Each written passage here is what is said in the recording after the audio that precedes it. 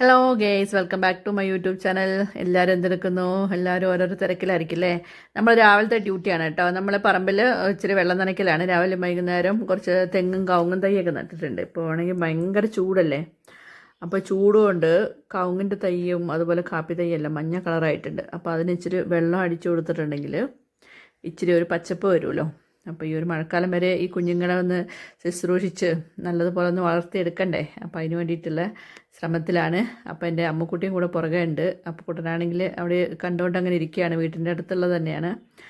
അപ്പോൾ രാവിലത്തെ പരിപാടികളാണ്. അപ്പോൾ നാളെ ശിവരാത്രിയല്ലേ, അപ്പം ഒരിക്കലൊക്കെ എടുക്കണമെന്ന് ആഗ്രഹിക്കുന്നുണ്ട്.